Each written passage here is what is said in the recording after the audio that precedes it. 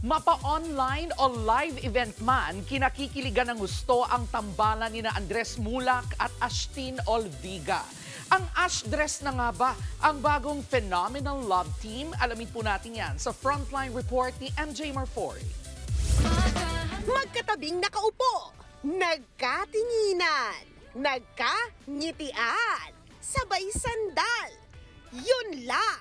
Pero ang TikTok video nang yan ni na Ashtin Olviga at Andres Mulak o Ash Dress.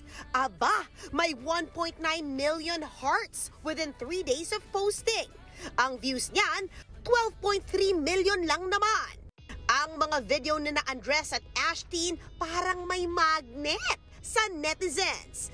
Gaya na lang nito na may 2 million hearts at ang comments umabot ng 10K. Ganyan kalala ang engagement sa Ash Dress. Base sa hiyawan ng fans, hindi lang sa online world kinakikiligan ang Ash Dress. Dahil anywhere na magkasama sila, sumasabog ang Ash Dress fandom. Bukod sa kani-kanilang social media accounts, tuloy-tuloy din ang pakilig ng Ash Dress sa Wattpad adaptation ng Ang Mutya ng Section E na mapapanood sa Viva One.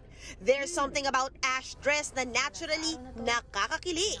At kung pagbabasehan ay ang pagtanggap sa kanilang tambalan ng sari-saring fan accounts, then sina Ashtin at Andres na nga ang bagong phenomenal love team.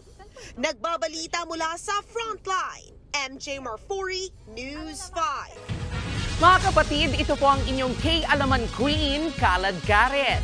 Always remember na ang K-Alaman ay K-Yamanan. Kaya para sa latest showbiz news at dagdag impormasyon, mag-follow at mag-subscribe sa social media pages ng News 5. Okay?